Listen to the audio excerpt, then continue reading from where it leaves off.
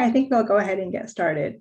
Good afternoon, everyone. Welcome to the PEN America Reviving Local News Town Hall. Today's event is made possible by the Democracy Fund, and we are grateful for their support. It is such a pleasure to have you all joining us today for what is sure to be a rich and enjoyable conversation. My name is Nadine Fareed Johnson. I am the Washington Director for PEN America, and I have the honor of serving as the moderator for today's conversation. Before I talk a bit about our organization and our work and introduce the distinguished panelists here today, I want to acknowledge the fraught time in which we find ourselves. We are here to discuss the revitalization and sustainability of local news. And while our focus today is the United States, there are journalists from small and large outlets alike all across the globe who are risking their lives to report on the horrors of war, on strife, on corruption. And all too often, they are losing their freedom and even their lives as a result of their pursuit to share the truth. We are keeping them in our thoughts. PEN America is a nonprofit that stands at the intersection of literature and human rights to protect free expression in the US and worldwide. We champion the freedom to write, recognizing the power of the word to transform the world. And we work to unite writers and their allies to celebrate creative expression and defend the liberties that make it possible. PEN America turns 100 this year. We are the largest of the more than 100 centers worldwide that make up the PEN International Network. We are also a membership organization, a nationwide community of novelists and nonfiction authors, journalists, editors, poets, screenwriters, essayists, playwrights, publishers, translators, agents, and other literary professionals, and an even larger network of devoted readers and supporters who join with them to carry out PEN America's mission. We encourage you to join us as a member, where you can play a unique role in the defense of free expression and celebration of literary excellence. To join, please head to pen.org/join. In 2019, PEN America published its seminal report, Losing the News, the Decimation of Local News and the Search for Solutions. We wrote this report as we witnessed local news outlets gutted and shuttered, reporters laid off, and resources tightened across the country, all at a time of growing political polarization and the rapid spreading of fraudulent news and disinformation. Without reliable information on how tax dollars are spent, how federal policy affects local communities, and whether local elected officials are meeting constituent needs, residents cannot make informed choices about who should govern them. As a result, their civic participation declines, which is in turn unhealthy for a thriving democracy. In Losing the News, PEN America was the first to call for a rethinking of local journalism as a public good. The report concluded that reinvigorating local watchdog reporting requires concerted action and considerable investment across sectors, and advocated for a new congressional commission to develop concrete recommendations for how the government can better support a free and independent local press. We are fortunate to have bipartisan, bicameral support from lawmakers on this proposal, which has been introduced as the Future of Local News Act. We will hear from 3 of those lawmakers today.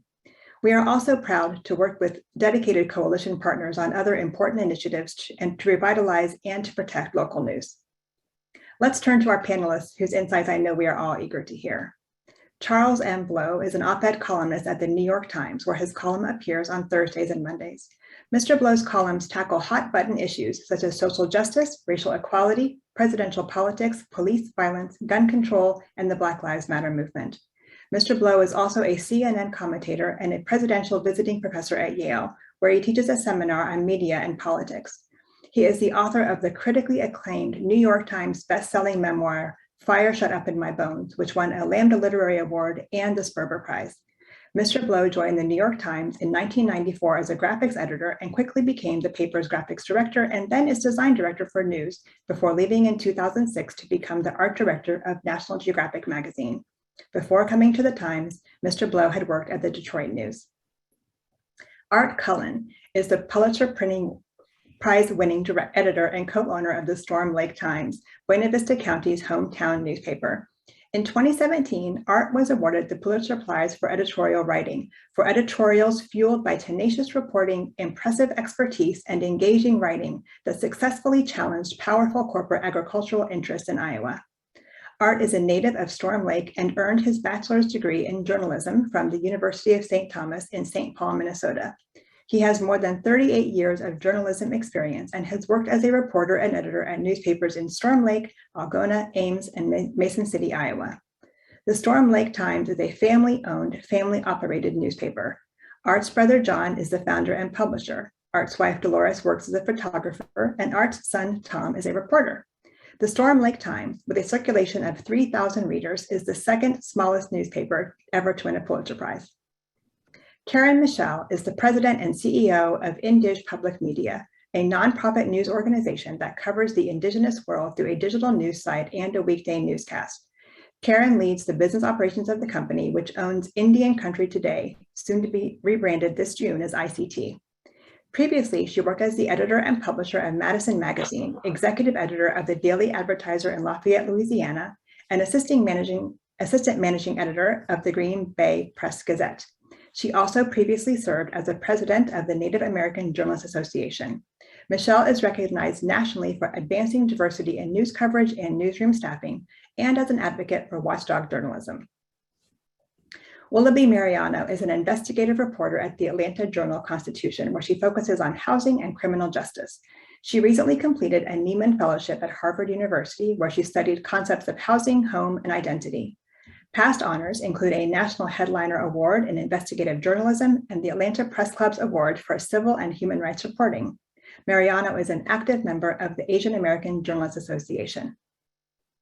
Margaret Sullivan is the media columnist for the Washington Post. Before joining the Post, she was the New York Times public editor and previously the chief editor of the Buffalo News, her hometown paper, where she started as a summer intern. She is a graduate of Georgetown University and Northwestern University's Medill School of Journalism. She was a member of the Pulitzer Prize Board from 2011 to 2012 and was twice elected as a director of the American Society of Newspaper Editors, where she led the First Amendment Committee. Sullivan has taught in the graduate schools of journalism at Columbia University and the City University of New York. She is the author of the 2020 book, Ghosting the News, Local Journalism and the Crisis of American Democracy, and the forthcoming memoir, Newsroom Confidential, Lessons and Worries from an Ink-Stained Life. What a panel. Let's dive right in. Charles, I will start with a question for you. You've written about the power of the press in upholding democracy. As the media landscape shifts, how can newspapers distinguish themselves and their value in a world where people can get their news from TikTok, from Facebook, and from Twitter? Well, I mean, that question depends on the resources you have, right? And so the answer to that question is different for the New York Times, which may be adding staff, than from a place that where the economics don't allow that and maybe cutting staff. And so, you know, I must say it is kind of odd to be on the panel because it's the smallest place I've ever worked is the Detroit News. But one thing that becomes clear to me is that people start, when you become integral to a person's life, a necessity in that life, which is that your connection to those readers is stronger.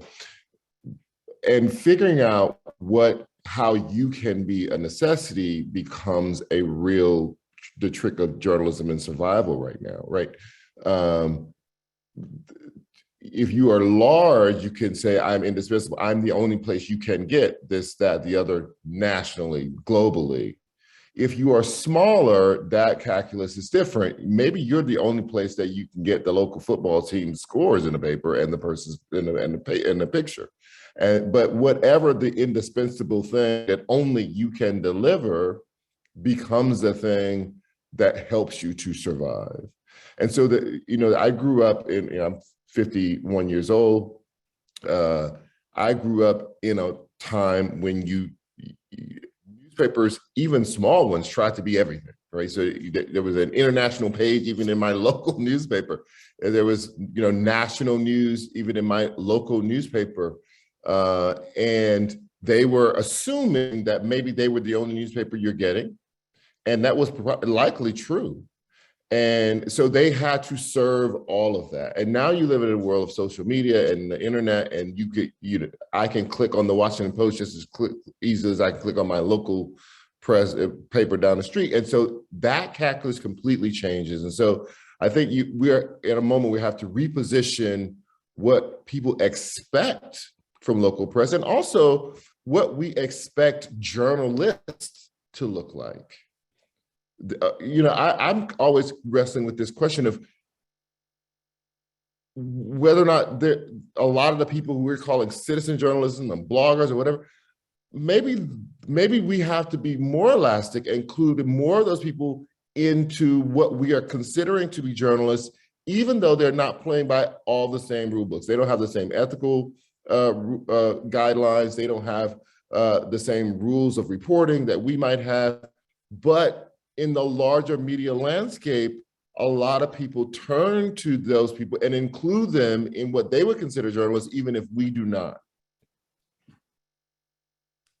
Thank you. Art, one of the things that Charles mentioned was this idea of becoming a necessity and ensuring that you are a necessity. Among the many critical roles played by local news, community-focused publications are necessary to ensure accountability and transparency in local politics. If you could share with us some of the examples of that in your own work and the ways in which the Storm Lake Times has played that crucial role in and around your community. Well, accountability journalism permeates everything we do. Every city council story we do, every school board meeting we attend is an act of accountability journalism. When we're reporting what the county tax rate is going to be next fiscal year, which we are right now, that's showing the public how public servants are stewarding their tax dollars. That's accountability journalism. Often overlooked, but when we report how a person is arrested and put into jail on bond, that's accountability journalism. Every little thing we do is accountability journalism, and so that's just assumed in how we work, and don't give it that much thought. And also, really a lot of half the journalism, public interest journalism we do is really investigative journalism, increasingly so, as people become more and more reluctant to release information or spin information, even in a town of 10 to 15,000 people. It's getting down to that level where things get distorted on Facebook. But I think that really the most important function that community newspapers have, and that's kind of distinguished between regional newspapers like the Des Moines Register, the Detroit News, or Free Press, and semi-weekly newspapers like the Storm Lake Times would come out twice a week. And we say if it didn't happen in Buena Vista County, it didn't happen. And what we're really about is community journalism and trying to reunite the community around a common set of facts. And I think increasingly that is our most important function, is reweaving the fabric of a community around a common set of facts. And that's I think, as Charles would say, our unique selling proposition is our own integrity and credibility. And accountability is a huge part of that credibility. But in the end, somebody has to be able to look to Charles Blow to cut through the bullshit. And I think increasingly that's our role.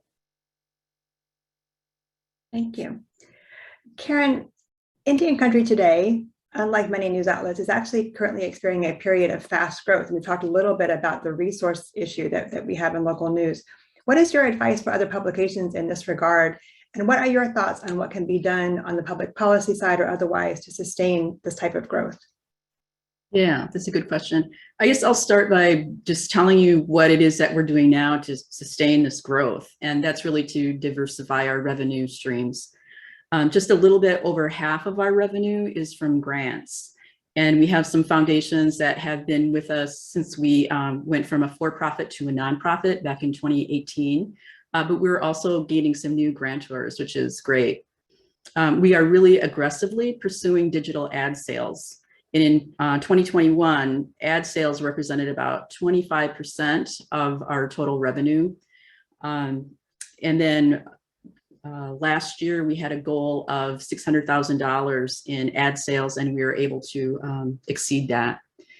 Related to that, too, is our broadcast. So underwriting, that's for our weekday newscast, and that's distributed to public television stations across the United States and then also in Australia.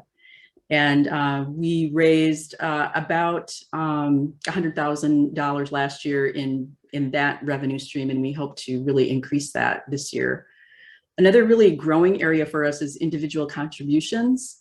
That's really grown because in 2020, we raised just less than $100,000. And last year we said, let's try to double that. We ended up bringing in $368,000 in from individual contributions, which was great for us. And I think we were only scratching the surface on that. And so we plan to put more resources behind that. And we'll be starting a membership program in 2022. And we hope to turn some of our recurring donors into major donors. So I think individual donations accounted for about 21% of our revenue last year. We also have a revenue sharing agreement with the host of our web platform, which is owned by the Arena Group. So we're, looking at how to expand that. We just recently renegotiated the terms of that. That right now is only about 2% of our revenue, but we think there's some growth there. And then, sort of like in our quest to get creative, we want to make our dollars stretch. And so we partnered last year with another nonprofit news organization in the state of Oregon, and that was Underscore Media. So we share a reporter there, and we hired this joint reporter to cover indigenous issues, both for our organization and theirs. So we want to take that model and replicate that and into other regions where there are high concentrations of indigenous populations. So although we're national in scope, we really want to be local in the areas where we have bureaus. We have one in Washington, D.C. We also have another one in Anchorage, Alaska. We want to take that shared reporter model and take it to different regions around the country. So we're trying to get creative in that way.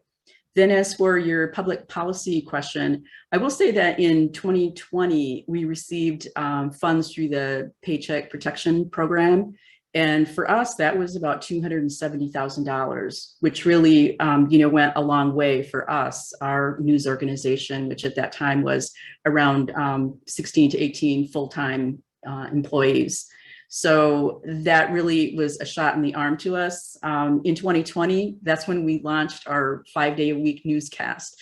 So it was, some people would think that was, an opportune time to launch a daily newscast, but our audience really needed information about how the pandemic was affecting them in their communities. And we were one of the very few outlets who were looking at how that was affecting Native populations across the country. That is great. A really interesting way of bringing in all those different creative ways of sustaining. Margaret, you've been at the forefront of advocating for a robust local news ecosystem. I'd love if you could talk to us a little bit about what happens when local news isn't available in communities. What are the long-term consequences of news deserts, and what effects you have seen in communities that lack a thriving local news outlet?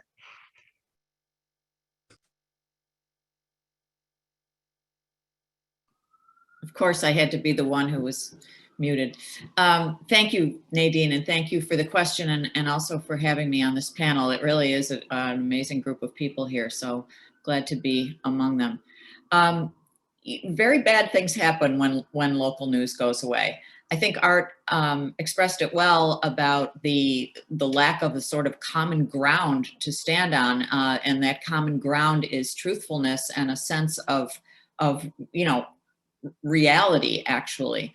And one of the big problems we have in this country, which people like to sum up as polarization, is that we don't accept the same sort of things as factual. And people have, as Kellyanne Conway notoriously and actually disgustingly said, alternative facts. Well, there aren't actually alternative facts. There's the truth. And then there's the sort of spinning of the truth by interest groups that want to see it differently. But when there's local news, they're the folks down the street. They're the people whose kids go to school with your kids. They're the people you might run into at the grocery store, or, that's true in very small communities. But, I was at a regional paper for 30 years, Buffalo, the Buffalo News. And, you know, it still had a sense, in fact, the paper gave the community a sense of being knitted together.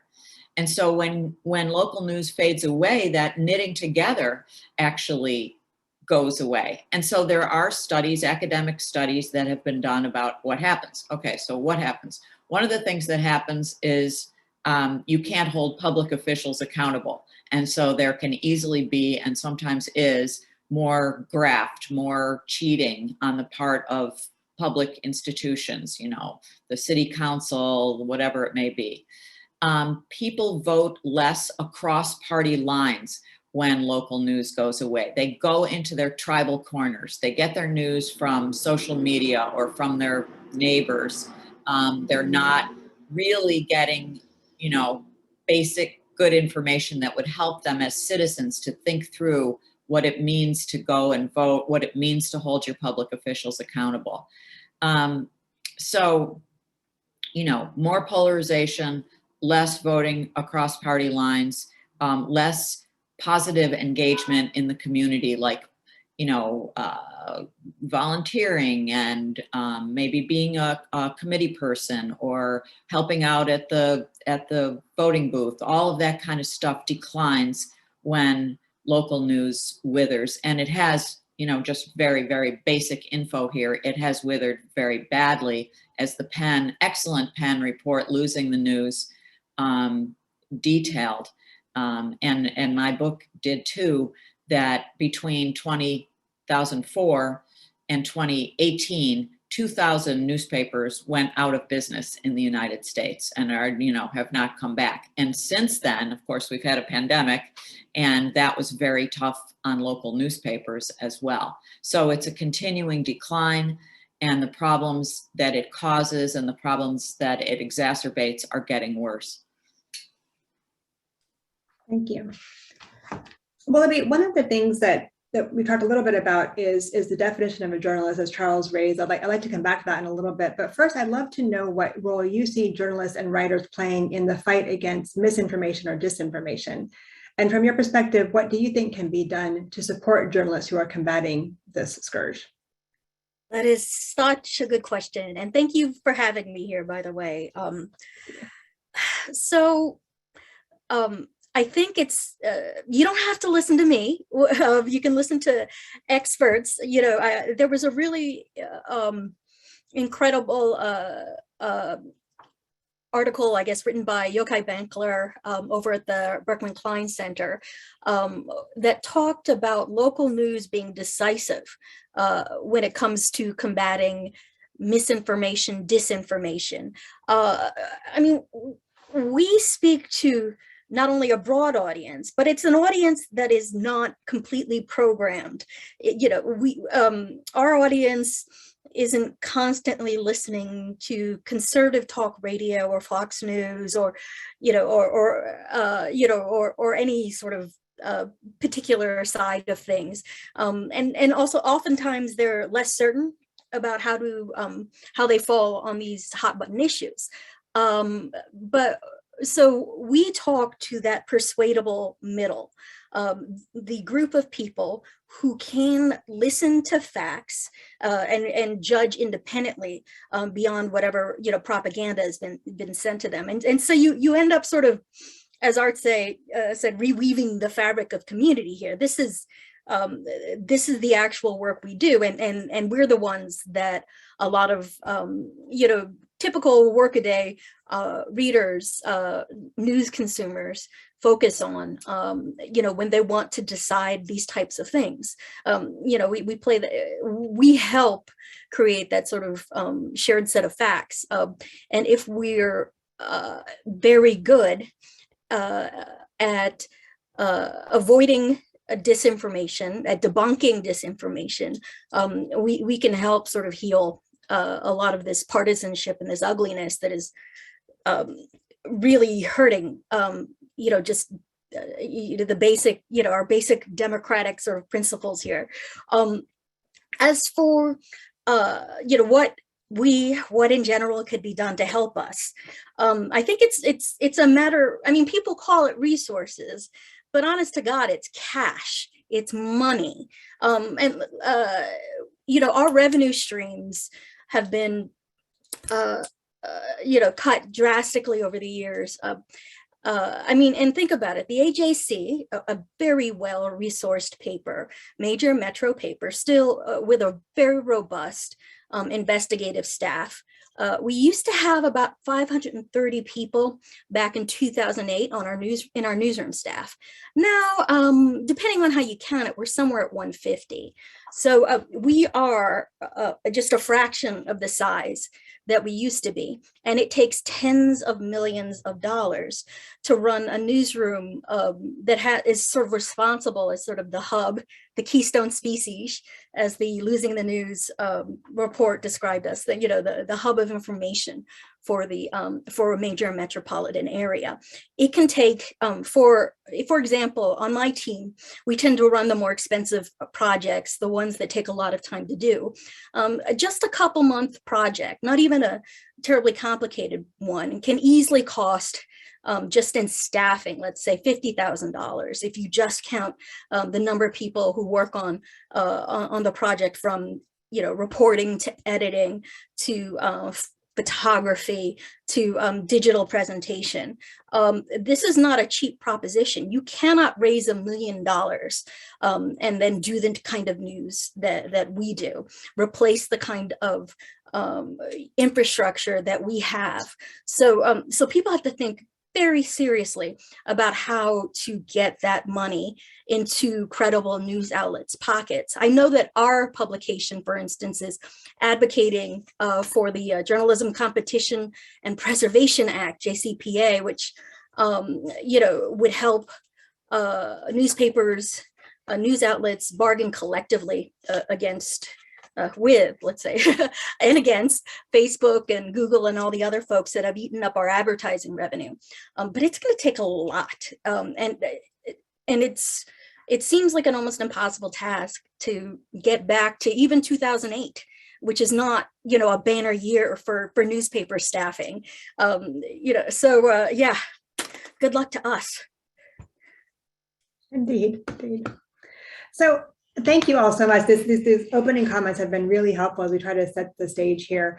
I'm curious about a couple of things that you've raised. One, as I mentioned, is the point Charles made about how do we potentially empower citizen journalists, bloggers, others who might not be in a quote unquote traditional newsroom in this new era we have. People can get their news in different ways. And you mentioned something about they might not have the same training, might not have the same ethical standards. So I'm curious about how that might play a role in how people get news and how they get factual news, right? And also whether that might have an effect on local news outlets as well. And this is really for anyone on the panel to discuss. I'd love to hear your thoughts.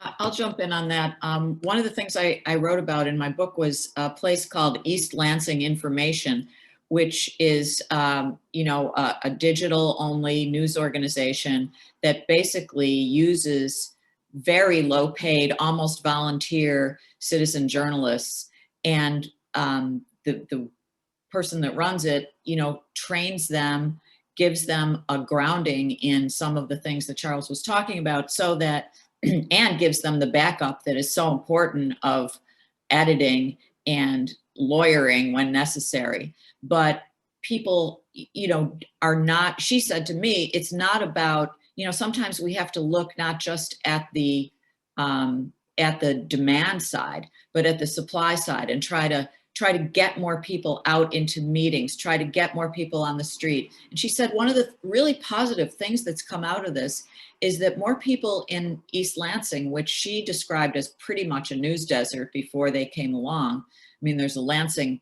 paper, but they don't really cover East Lansing that much, is that people in the community, because they knew, like normal people who started working as journalists, it gave them a better understanding of the value of journalism. It kind of helped to get the tentacles of journalism out into the community more.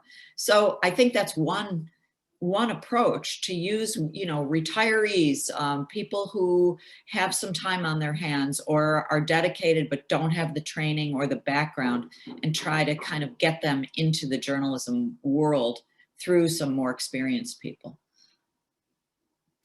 And Nadine, I would just echo what Margaret said. And in fact, just recently I was talking to one of our grantors about citizen journalism and how I think ICT is positioned pretty well to do that in the communities that we cover, which are remote communities, and some of them are, on reservations. A lot of Indigenous people are also in urban areas, but it seems like there would be a good opportunity there to engage people in, how to cover their own communities. And, for our Indigenous community, we rarely are covered by mainstream media.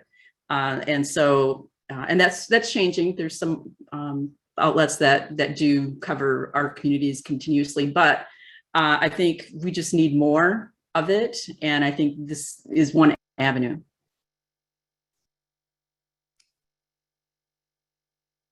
Other thoughts, comments on that idea?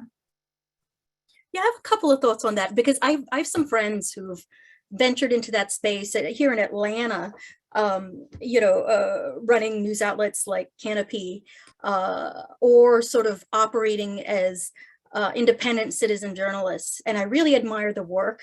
It's a nonstop thing. Canopy, for instance, does train people who are local and actually get story ideas from people who live in neighborhoods that they're writing about. So it's not purely, you don't have an outside force sort of imposing its will on a community. It really does add to the conversation. My problem is I know how broke they are. I know how little money they have. And I know how difficult it is to be sustainable in those places. So again, to me, the question ends up being money. How do we get the resources to them so they can have a living wage and they can do the important work that they do? And that's a hard question. It's difficult to get grants. You will find people who run these operations work nonstop trying to get money, and it's it's not as easy of a sell as, let's say, a children's hospital or a cancer center. People love giving to those. Journalism,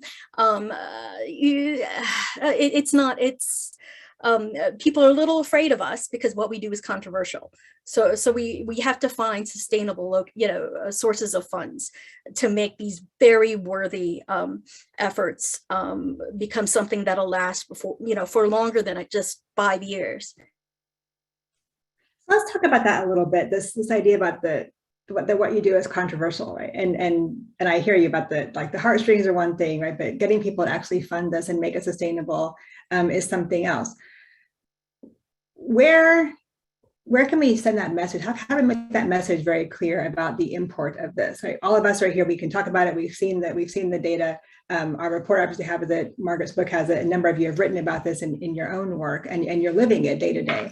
How can we change that narrative to have people understand what is being lost? If I may, we have a movie out about that. It's called Storm Lake, a documentary about Storm Lake, Iowa, and the Storm Lake Times, and it's on that very point. And one of the producer of the movie, Beth Levison, who's from New York, said she really didn't know newspapers were in trouble that much before she started the documentary. And most people have no idea that the Storm Lake Times was hard up for cash. They think the Cullen brothers dressed this way because we're wealthy. And so people don't really understand. So I think it starts with community newspapers actually saying, we actually do need your help. And we're finally starting to do that. The other thing that's happened, I think, since Donald Trump's presidency was that, people woke up to the idea that freedom isn't free and that you have to, buy a subscription to your local newspaper. If you, when you see what the New York Times and the Washington Post and even the Wall Street Journal were doing to confront a deceitful administration, people were, the New York Times and the Washington Post were hitting all-time circulation records. Now they're taking in more revenue from readers than they are from advertisers. At least the Times is. And so I think that's a pivotal point, and we're watching very closely the Minneapolis Star Tribune and the Boston Globe, who are also showing similar trend lines with reader revenue. We don't know in rural areas or in Indian country, for example, if our audience is potentially large enough to drive the train, and that's where philanthropic support comes in, I think, and Karen's doing a great job with that. And we've just started something called the Western Iowa Journalism Foundation. It's a nonprofit that directs funds to local independent family-owned newspapers in the most rural part of Iowa. And we've lost, I think, at least a half dozen county seat weekly newspapers or daily newspapers since the pandemic. And I believe, Margaret, maybe you could check me if I'm wrong, but I think there've been another 200 or so that have gone out of business since the pandemic. And That so, is true. so That is philanthropic support becomes really important. And we've raised, I think, about $700,000 so far for a 5-county area, a very sparsely populated area of Western Iowa. And the movie really helped. So we ought to have more movies too. I'd like to add to that, that I've wondered about this. I'm not really sure, but I've wondered whether some sort of national advertising campaign that speaks to this point in a, that's really smartly done, that shows what happens, that shows what's happening and what happens when local news withers, if that might not at least do some basic work of getting this, getting more people to understand how important this is and how threatened it is. I mean, I thought that the 60 Minutes piece a couple of weeks ago was really good and really important. But not everybody's gotten the message. Art is right though. Even now, people tend to think. I mean, newspapers were so fat and happy for such a long time. For decades, they were rolling in cash because they were what Warren Buffett called the unregulated toll bridge, and they could, charge whatever they wanted for advertising. But, since sort of 2007 or 8, that has radically changed. But I don't think that the message has caught up to the reality, and the reality is far, far, far different than it was. So I don't know. I wonder if there might be some way of doing an ad or PR campaign or something like that. It's not my field, but it seems like it might be helpful. I think it's also important for us to pull back a little bit, just for people on who are participating and watching us to take in the bigger scope of this. For decades and decades and decades, the news industry operated under this mantra that we were the fourth estate, but we're not really, right? So the other 3 estates, which is the 3 branches of government, are paid by the taxes that the government takes in. And so they will always have salaries enough for those people to do those jobs. And those institutions will always be funded because we'll tax enough to make sure that happens. But the news industry always depended on appetite. It always depended on whether or not the advertisers had enough appetite for the people who they may be able to attract through the newspapers or through television. And then it shifted to an appetite for more of an appetite, as Margaret was just pointing out, appetite of the individual people who would subscribe to these newspapers or who would buy cable service so that they could get a CNN or MSNBC or a Fox News. And because you depend on appetite, you end up having to appeal to appetite. But for basic economics. And that pushes you a little bit out of the comfort zone of saying that this is just about mission. This is just about news judgment. This is just about whatever. The proliferation of lifestyle sections was because furniture people had money and they could advertise.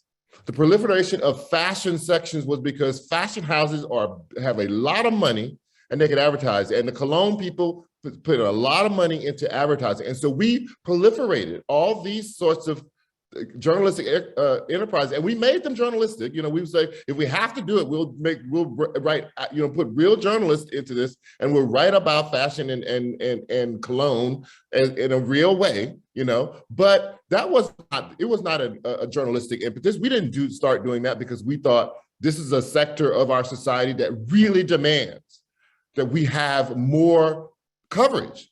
And so now we are in a situation where that appetite is continuing to change. We have a proliferation of opinion and perspective journalism at the expense of regular reporting. And as a person who does opinion journalism, I could not do my job without the people who do the actual reporting. That is the basis for all the opinions I have, is the people who've actually gone out and done something. Because I'm sitting at home, you know, so it doesn't work otherwise, but we keep doing that because now the appetite is that people want more ammunition than they want information. They want to be able to win the argument over the backyard fence.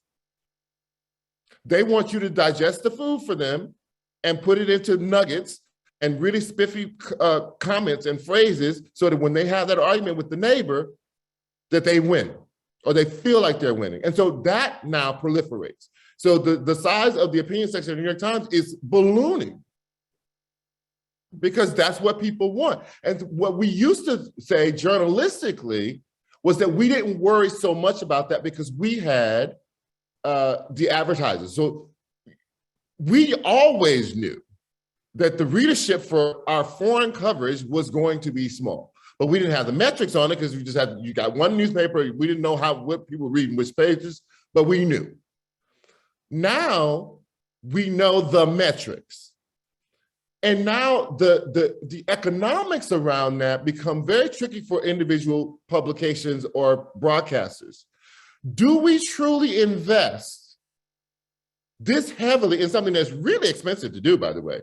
You send somebody to a foreign country, you have to sometimes have to send them with a fixer, you have to send them with a translator, bodyguards, whatever. It's really expensive to do. And they're not always covering something that everybody's tuned into, like a war in Ukraine. Very often they're covering just a border spat or you know, some indigenous community that's suffering for some reason or another. Those are the stories they're writing.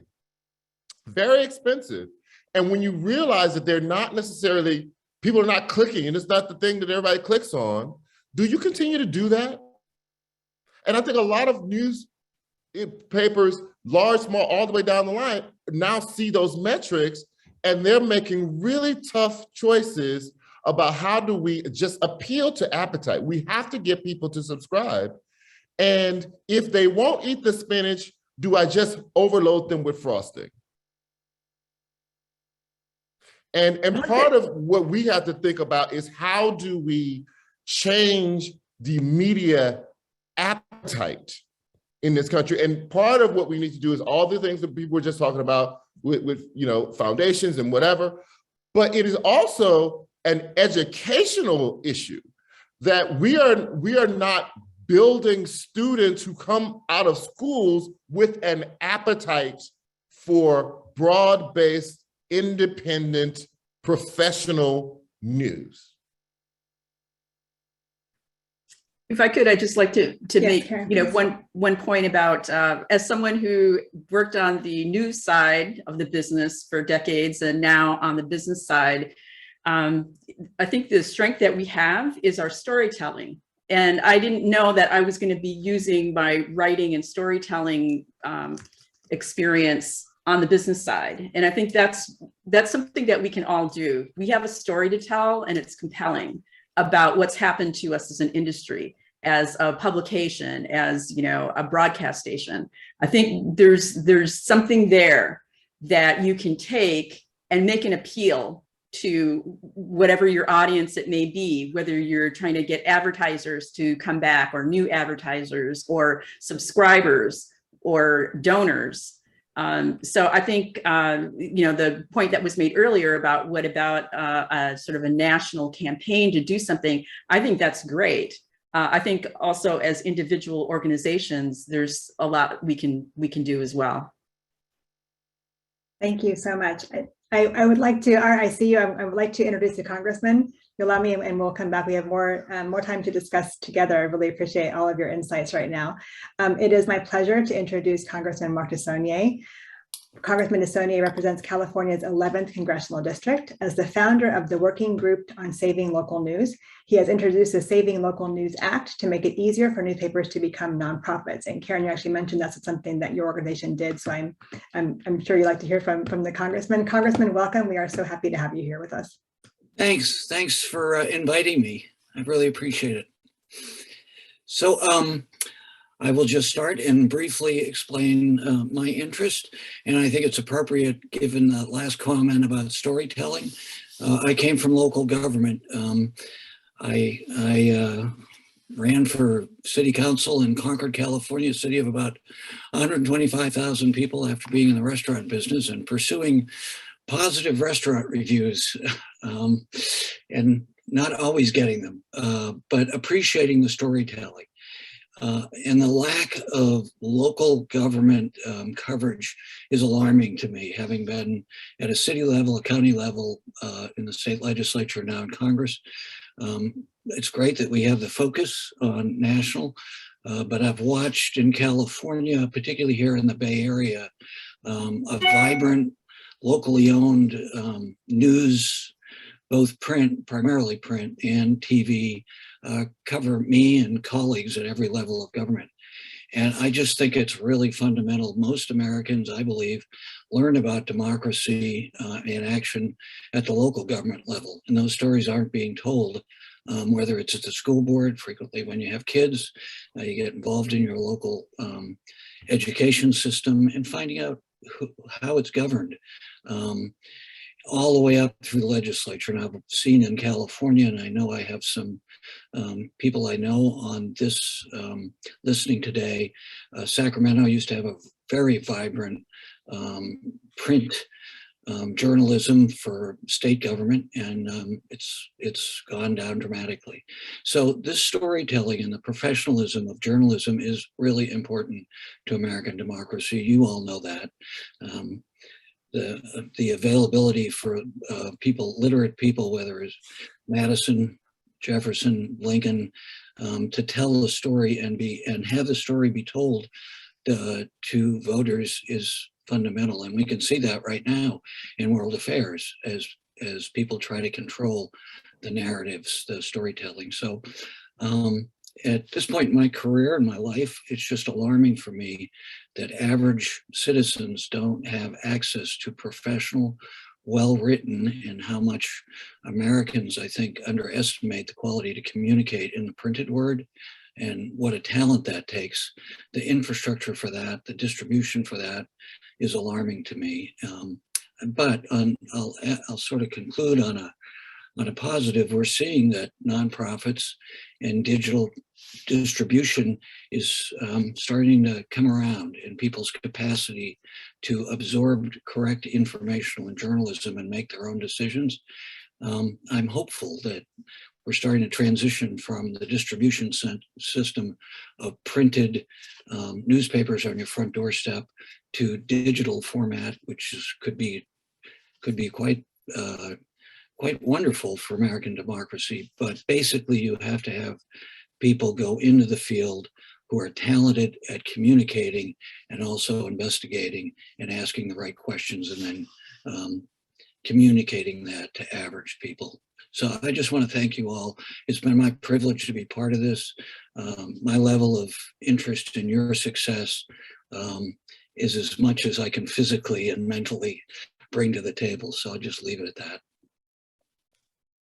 Thank you so much, Congressman. Again, really, really a pleasure to have you here with us.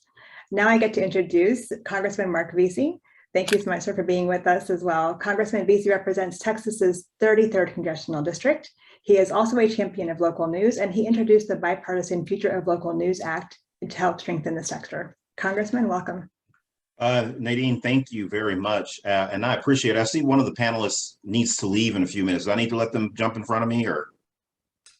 Go ahead, sir. Thank you. Okay, fine. Okay, great. Absolutely. Great to be with you today. Always good to be with my good friend, Mark DeSaulnier. to really talk about news today, and really want to thank PEN America for organizing this event. I actually worked at my local newspaper, the Fort Worth Star-Telegram, before I became a member of Congress back when I was still young in my 20s, and it was still the place for local news. It was the place where kids would look to see how many points they scored in a basketball game, or how many kills they got in a volleyball game, or how many tackles they got, as well as crime or local politics, and even state politics. When I was elected to the state legislature, the Star-Telegram had 3 reporters that they used to keep at the state capitol in Austin for the legislative session that lasted for 5 months. Now they have no reporters down there. And it really is scary to think about that, particularly when we sort of combine what has been happening with news in addition to what we're seeing as a result of COVID-19 and the way how people are digesting their news. And I'll tell you this, I personally, as a Texan and as a Democrat that represents Texas, I think what we're seeing right now with the lack of local news, I think it's bad for our democracy. I think the nationalization of every single issue it has been bad. I think that if you're a Democrat and you live in Texas, I think the nationalization of issues have been particularly bad because we have a growing number of people that live in our state that that really expects for me to digest things the same way that people in Mark's state do. And so if you're a Democrat and you take that stance, you're probably not going to be as successful as people are in California, because the politics, quite frankly, here in Texas are a lot different than they are in California or in Boston or in New York City. And so that presents challenges. And I'm sure that the Republicans in California that live in Mark's state probably have very similar deals because of the nationalization of this news. They probably feel compelled to go with a national narrative in their campaigns that, quite frankly, make them not viable in a state like California. And so they deal with just the reverse that we do as Democrats in Texas.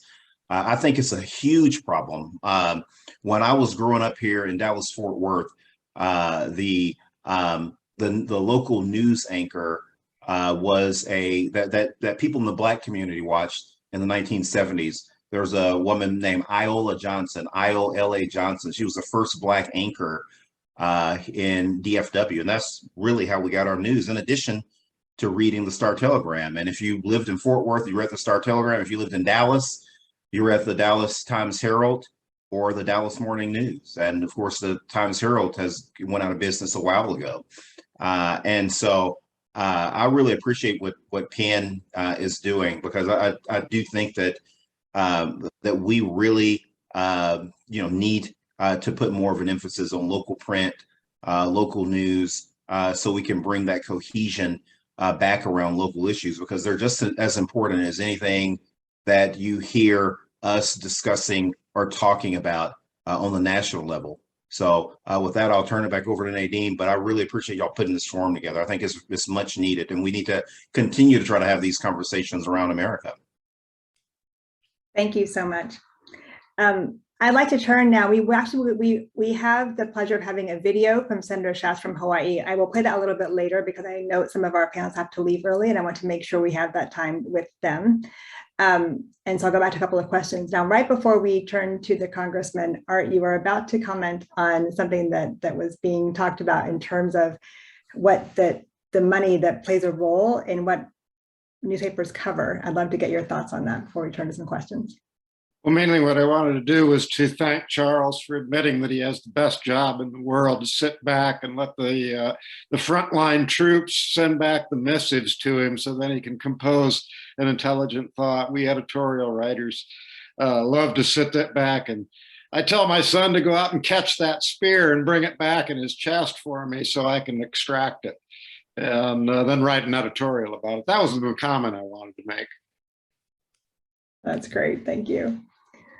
Charles, there is a question for you in the Q&A. I'll share it with you now, please.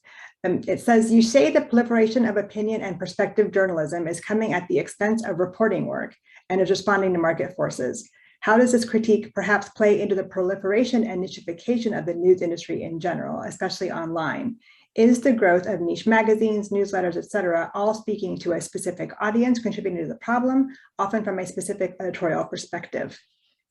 Well, the last phrase there, off from a particular editorial perspective, is most important, because niche is not necessarily bad. You know, if I'm a bass fisherman and I just want to read about bass fishing, that's not bad. So niche itself is not bad. What I think is problematic is that what we see across all media, television and in print, is the tremendous resources that resource-strapped publications and networks are putting into the perspective and opinion basket, as opposed to adding additional reporters who might be able to stay up at night and go through all of the files at City Hall. That's what's happening. And the reason that is happening is that we now have the metrics to gauge what is going to have the most impact. We have the trends list. We have what's the trending on our site, what's the most email thing. And invariably, those things are going to be the big splash things, or they're going to be opinion things. You know, I could often write about a puppy. And if I write it well, it'll be on the trending list. And there's some person, you know, who's in, you know, some part of the world who's doing international reporting for New York Times, risking their life very often, or living in conditions that I don't envy them for. And no matter what they do, it's not going to have that same impact.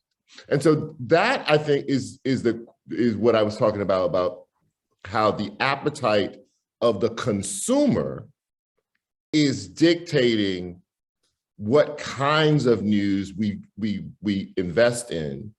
And a lot of that news is actually not news, but synthesis of the news. It is perspective of the news. And so I think that means that we are drifting dangerously. And I always say, I'm saying this as a person who does opinion. We're drifting dangerously into a space where people think that is the height of news, that is the whole of news, when in fact it is a tiny, tiny, tiny thing. And it's basically a leech on the news. Like I do it because the news exists.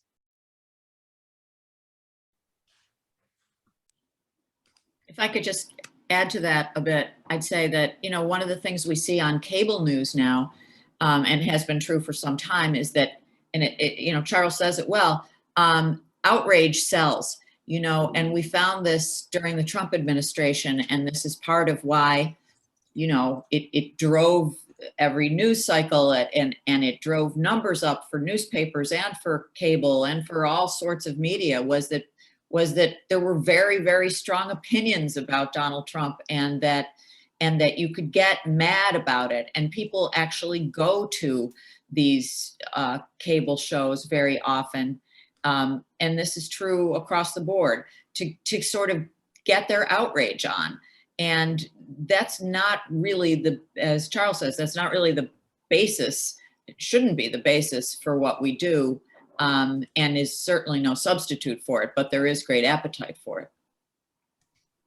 Well, let me chime in here too, because you know, as somebody who doesn't get a lot of clicks, and lives miserably and has been in situations that are not even enviable to me, to anybody, you know, who spent a nice evening in a cockroach infested apartment, because that's literally what we have to do. And they were all over me. Anyway, you know, I'm not terribly enthusiastic about, you know, any future model of journalism that solely rests on advertising, but I am optimistic about a shift in local newspapers towards memberships, towards increasing the amount of revenue they receive from readers. Because I think, at the AJC, I think we've started to realize this. And of course, places like the New York Times already know this, but there are certain things that people want for free, and there are certain things that people are willing to pay for. Stories about dogs, even well-written ones, usually free. I want to read that for free. Something more insightful, something that helps me decide how to vote, something also stuff that tells me how the other high schools did in their Friday night football game. That's actually stuff that people will pay for, and helps build community. So I am hoping that shift helps correct at least some of the most base tendencies we have in our little information culture here. But I know that counting on human nature is not always the safest bet. Oh, I also want to share this one fun fact. The New York Times opinion section has more employees in their section than we have in our newsroom. That's quite a statistic. I want to turn to another question we have from an attendee, and actually I've been thinking about this in terms of how we talk about community or ethnic journalism, and where we have, I think, where we are lacking here. Our attendee asked, she's wondering, or they are wondering, what the panelists think about the ways we talk about, including language that we use, local news and its connection to community and ethnic journalism, non-English language news, etc. Generally speaking, it's not getting enough attention, but how do we center that while embedding those perspectives into daily reporting and not continuing to otherwise it gratuitously? I'll take a whack at that. It may not seem evident in a small town in Iowa, but about 90% of our students in our elementary school system are children of color, and about 75% of them are first-generation immigrants, mainly Latino, a lot of Africans from Sudan, Somalia. 30 languages are spoken in Storm Lake.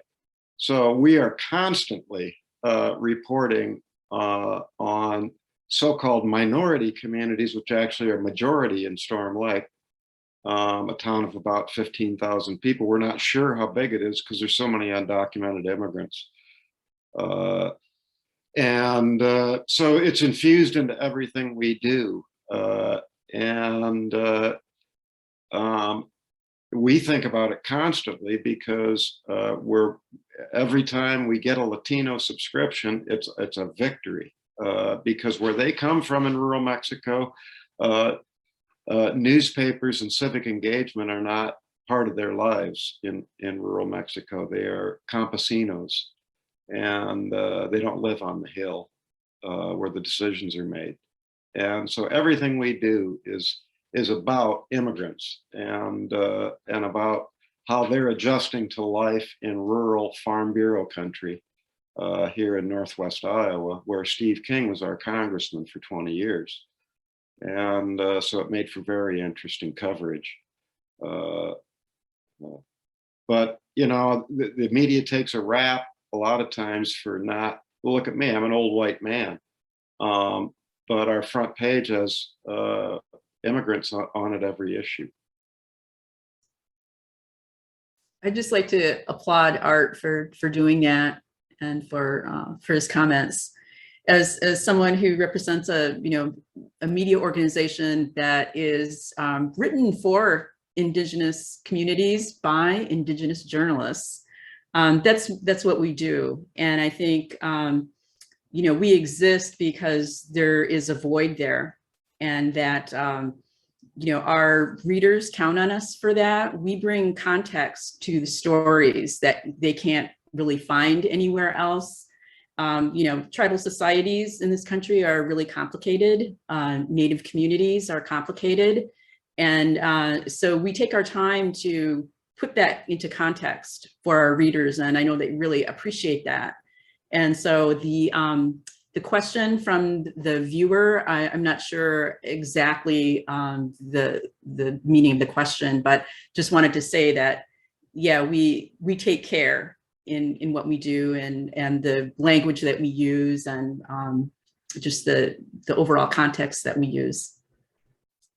Well, and let me add here, or jump in as sort of, this is an issue I tend to advocate on as a, you know, running the local chapter of the Asian American Journalists Association. And during a very painful time, the Atlanta spa shootings I guess is what it's been come to known. It needs a different name, which was basically you know, an Asian hate crime, and having we as journalists experience that othering while we covered a community that was othered and considered foreign, and which is often a you know, pleasant way of saying less than, not American.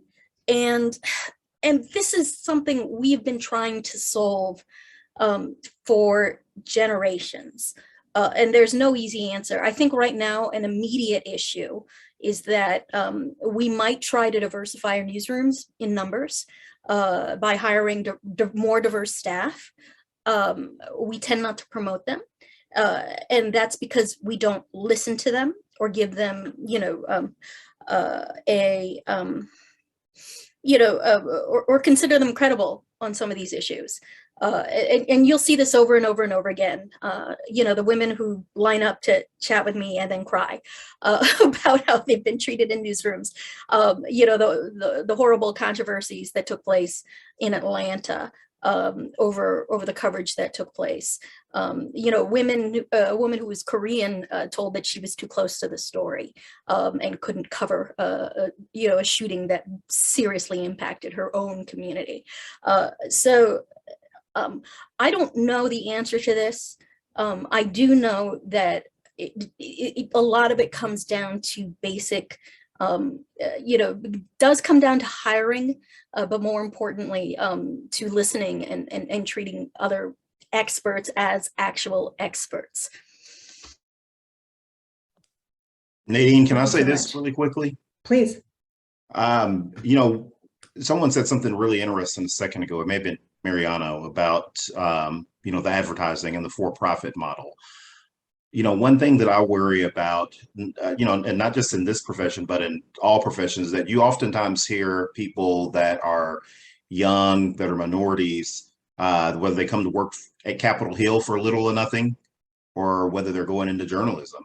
Upward mobility, I'm noticing more and more. It's a bigger deal with a lot of people of color than it is with a lot of white parents for whatever reason or another. It's huge.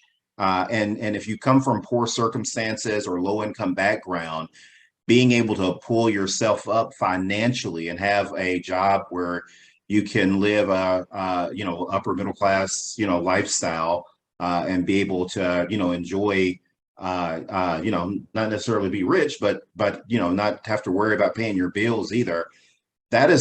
It's a bigger consideration. And so, you know, with the lack of opportunities available at local newspapers and local broadcasters now versus, you know, then when I was coming out of school, when I was in mass communications, I worry about that because if that upward mobility is not going to be there, you're going to have less and less people that are people of color that want to participate. When I was a kid growing up, in Fort Worth, it was, you know, I went K through 12 in fully desegregated schools, but my mother did not. She went K through 12 in completely segregated schools. And because of that segregation, one of the biggest professions that you could achieve in the Black community back then was becoming a teacher.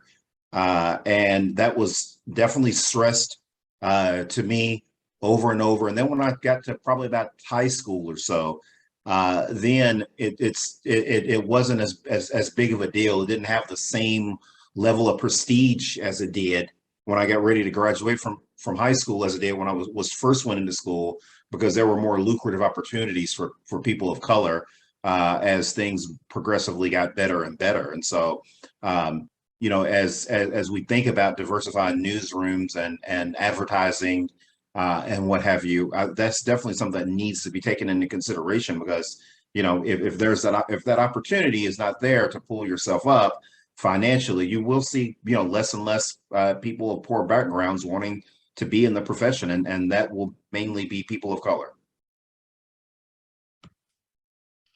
Thank you.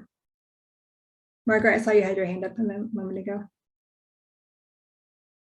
Here, unmute. Thank you. I wanted to ask the Congressman a question, both of them, about whether they see any particularly much hope of getting legislation to be passed that would give some relief to local news organizations. You know, where does it stand, and what is the feeling around it? And is there, you know, we say there's bipartisan support, and is that the case, and is any of it actually moving forward in a hopeful way? Mark, I'll let you, if you want to take a stab at that first. Thanks, Mark.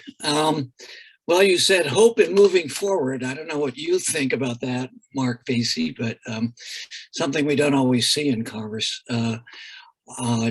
I have a bill that, thank you for supporting it, and a lot of the organizations on this call, that just would clarify for nonprofit entities that want to do local news. And that seems low-hanging fruit, but would be significant from the feedback we've gotten from you. And then the Cicilline bill that would create the same model that film and the recording industry has, so that you can get licensing fees when your product is put on a platform. Those two, I think we've been putting a lot of work into it. So I am hopeful that we can get some traction on those, particularly with your help and support. Yeah, and I don't know how many of you know, but I introduced the Future of Local News Act that would help establish an independent, nonpartisan committee to study the state of local journalism. Again, I think that's hugely important, and we need to see where we can help local journalism do better and thrive. I read something a couple of years ago that said that the New York Times is actually that they've actually have more reporters working there now, more than they ever have before, and that they're paying what we say in the Black community, they're paying good money there, like they never have before. But we know that, again, we need those same opportunities on the local level for local print journalism to be able to thrive. And as a Democrat, I got to tell you, if you'll just allow me to put my partisan hat on for just a second, I think that that's hugely important because I think that the nationalization of news is actually a disadvantage to people that think on my side. I think the nationalization of news has clearly been a huge advantage for Republicans, and if I'm looking at it from that perspective, I think that is bad as well. And I wonder if that would prevent Republicans from wanting to work with Democrats to be able to look at how we can start strengthening local news once again. Thank you both. I will say one thing I'm really pleased about is that the Future of Local News Act, as you know, we have Congressman Vesey who introduced it, Congressman DeSaulnier who supports it, and we actually are co-sponsors it, and we have a message which we'll play shortly from Senator Schatz, who also introduced it in the Senate. It is a bipartisan bill, it's a bicameral bill, so I'll let the Congressman speak to the actual hope, but I know from our side and the civil society side, we are continuing to advocate and really hoping for some long-term solutions here. So I actually will ask that if our behind the scenes folks can play the video from Senator Schatz, who sends his regrets but wanted to provide something for us, and then we will welcome the panelists to close, and thank you all again.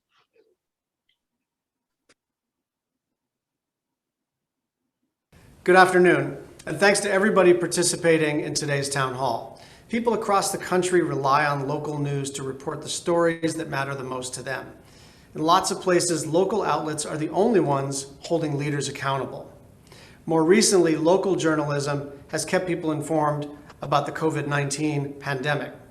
But in recent years, local news has been decimated. Whether it's understaffed newspapers or media consolidation, trusted news sources struggle to survive. And that's why I introduced legislation to strengthen local news. By establishing a committee to study the industry, we'll be able to find solutions and best support journalism. Local news is vital for democracy. Right now, it's needed more than ever. Let's continue working together so that every community can count on it. Thank you.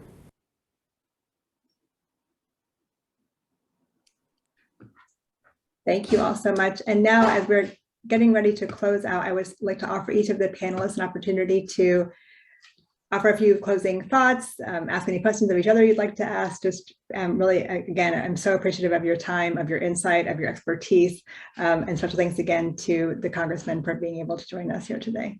Karen, may I turn it over to you? Sure, thanks. This has been a really good discussion. Learned some things and appreciate the efforts of the Congressman, both of you for the bill that you support. There's just a lot that I think you would find in the research that you're proposing to be done. There's really some compelling stories in each one of our communities across the country and in places where there are no longer news organizations. And that's really heartbreaking, especially for those who live in those communities. And so, just the things that we're doing at ICT, serving our own communities wherever they are across the country, and the local news effort is really important. I said earlier that we're hoping to expand and do more into different regions and cover them as if we were there locally. And so that's all really important, hugely important. And our content is all free. And so that makes it even a little bit more challenging for us as a nonprofit news organization and trying to gain various streams of revenue. And we have no plans to charge for it, although we are starting a membership program, which would be more along the lines of individual donors. And so I just think there's a lot that could be done. I'm glad that PEN America has done this panel discussion, and I think it's given people food for thought. Glad to be a part of it and glad to be on the panel with each of the panelists. Thank you. Thank you so much. Margaret? Thank you. Well, I would echo what Karen said and also just add that, one of the things after 30 years at a regional newspaper in Buffalo as a reporter and as a city editor and, as a managing editor and finally editor-in-chief, what I came to realize is that local news tells us what we need to know. And if there is no local news happening, we don't know what we don't know. And things can happen under our noses that people who need the information are never going to find out about. So, but you don't, necessarily, it's very hard to prove a negative. So I think that somehow we have to get better at telling our story in a compelling way to enough people that they get interested in this subject, because it actually is an underpinning of our democracy that is withering before our eyes. But I don't think that the word has sufficiently gotten out. So that needs to be a focus. And of course, panels like this and the things that all of us are doing are part of it. But I think it needs to sort of gear up and spread more widely. So thank you for the opportunity and great panel to share thoughts with. Thank you. Thank you so much. Willoughby? Gosh, I don't know if I have anything more insightful to say than what Margaret just said. One mistake that many businesses make, it used to be it was okay if you were a business and you didn't let other people know that you were bleeding money. We're a different kind of business. This is journalism. we can't afford to go out of business. Again, as Margaret said, we're crucial, but we let people know what they need to know. We keep communities together. So I am hoping that more and more as business leaders in our industry speak out and said, yes, we need money. We need resources, we need help. And I hope we work very hard to differentiate ourselves from that broad thing that people tend to hate, called the media, a big abstract idea that apparently has lots of money and power. Yes, we have power. We don't have a lot of money, and we have and we do have the public interest in mind. Each and every day, every frontline journalist I know who's still in this business, despite our salaries and the kind of grief it causes, we believe in what we do, and we live our lives this way because we believe we're performing a public service. And I sure as heck hope that more people understand this. Thank you. Art? Well, thank you, Nadine, for having me. And the first thing I'd like to do is just emphasize again that I think we're going to need philanthropic support going forward. And so, first of all, I'd like to encourage everybody to make a donation to the Western Iowa Journalism Foundation. You can just Google it; it's online, or make a donation to your local PBS station or public radio station. Because I really do appreciate, I don't mean to be cynical, I really do appreciate what the congressmen are up to, but I don't think I'm ever going to see a penny of that clawback money from Facebook, not in Storm Lake, Iowa. Maybe Alden Global Capital will get it, but it's not going to get down to the sticks here. And there was a good bill that I was hoping would pass and Build Back Better, and that was basically a PPP, a payroll protection program for newspapers. It appears to me that's gone. I'm not, because that was fair. We would have really benefited from that by helping subsidize our reporters' salaries. We really would benefit from that. But I don't think that's going anywhere. So the most important thing that Congress could do is A, single payer health care. Our health insurance rates were supposed to go up about 25% on April 1st. B is to give us the postal subsidies we were supposed to get when Ben Franklin thought them up. And our postal rates are going up 9% because of that lovely DeJoy fella.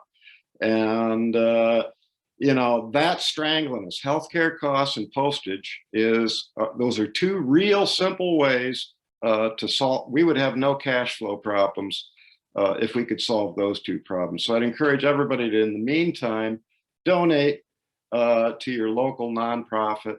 In our case, a nonprofit supporting for-profit newspapers. Subscribe to your local newspaper and advocate for single-payer healthcare. Thank you. Thank you, Art. Thank you so much. Our team put the foundation link in the chat as well. Folks can take a look at it. I will note that Charles Blow from the New York Times was also part of this panel. We're very grateful to him for his time. He had to leave early. And now I'll turn it over to Congressman Vesey, if you'd like to say a few words, and then Congressman Asomnier. Yeah, Nadine, thank you very much. I was talking with my sophomore in high school the other day. He runs the 800 and the mile in track and field. It's track and field season right now in Texas. And I was trying to explain to him, 30 years ago when I was in high school, how exciting it was to get the stats from the Star Telegram when I played basketball, and to see your name in there, to see your name in the local newspaper, to show that, you had 10 points and, 10 rebounds, whatever it may happen to be. And I was trying to just emphasize why it was so important, because not only did I see it, but everybody in school saw it. Your grandparents saw it. Your neighbors saw it. It was very exciting. And it was something that local news delivered, that national news and the internet just has not been able to deliver on the same level. And also what I think is just even more important, and it's already been touched on here, is the accountability that businesses and elected officials, more importantly, have when you have local print and local media that is there making sure that things, when they're not smelling right or looking right, that someone can look into it. I'll tell you, one of the saddest things right now is in Dallas and in Fort Worth. There are people that just skip even going to the editorial boards now. They would have never done that, 10, 15, 20 years ago. But now they say it's not even really worth the time to go anymore. Most people still go. There are several candidates that don't go, and they still end up winning. That's not good for democracy. We need local news to be able to hold elected officials and corrupt businesses accountable, and to be able to shed the light and bring some transparency to things that people would never ever be able to find out on their own, because they have their own lives to deal with, and we need for local journalists to be able to provide that. And so I hope that my Future of the Local News Act will help in that, and some of the other bills that have been talked about, because we need help wherever we can get it.